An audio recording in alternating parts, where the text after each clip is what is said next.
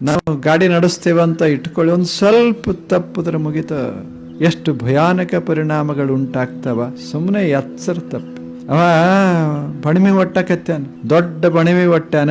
ಅದರ ಸಮೀಪ ಕೂತ್ಕೊಂಡು ಎಲ್ಲ ಮುಗಿತು, ಬಹಳ ಆನಂದ ಆಯ್ತು, ಒಂದಿಷ್ಟು ಬಿಡಿ ಸೇದೋಣ ಅಂತ ಸೇದ್ದ.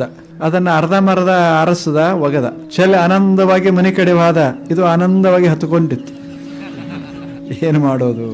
ಎಚ್ಚರ ಅಂತಾರೆ, ಸಂಪೂರ್ಣ ಆರಿಸಿದ್ರ ಏನಾಗೋದಿಲ್ಲ, ಆರಾಮ್ ಇರ್ತಾನೆ. 1 ವರ್ಷ ತಕ ಮತ್ತೆ ತನ್ನ ದನಗಳಿಗೆ ಮೇವು ಆಗ್ತದೆ. ಅದ ಮನ್ಯಾಗ ಹೋಗಿ ಆನಂದವಾಗಿ ಹೆಂಡತಿ ಮುಂದೆ ಹೇಳಕತ್ತಾನ, ಮುಗಿಸಿಬಿಟ್ಟೆ 8 ತಾಸಿನಾಗ ಮಸ್ತಾಗಿ ಕಟ್ಟಿ ಮುಗಿಸಿಬಿಟ್ಟೆ. ನೋಡ್ಬೇಕು ಇನ್ನೇನ್ ನಿಶ್ಚಿಂತ 1 ವರ್ಷ ಅಂದ. ಸುದ್ದಿ ಬಂತು, ಉರ್ಯಾಕತ್ತದಂತ. ಯಾರೋ ಹಚ್ಚಾರಂತ ಹೊಂಟ, ಯಾರು ಹಚ್ಚಿಲ್ಲ, ಬಿಡಿ ಹಚ್ಚದ ಅಷ್ಟೆ. ಪ್ರಮಾದ ಅಂದ್ರೆ ಎಚ್ಚರಿಕೆ ಇಲ್ಲದೆ ಇರೋದು, ಜಾಗರೂಕತೆ ಇಲ್ಲದೆ ಇರೋದು. ಏನು ಮಾಡ್ತೇವಿ, ಜಾಗರೂಕರಾಗಿರ್ಬೇಕಷ್ಟೇ. ಜೀವನ ಅಂದ್ರೆ ಹಿಂಗ. ಅದಕ್ಕೆ ಸಾವಧಾನ ಸಾವಧಾನ ಸಾವಧಾನ ಅಂತೂ ಎಷ್ಟು ಹೇಳ್ತಾರೆ ಲಗ್ನ ಮಾಡಾಗ. ಲಗ್ನ ಅಂತ ಆಯ್ತು, ಸರಿ ಆಯ್ತು, ಸುಮುಹೂರ್ತ ಇದು.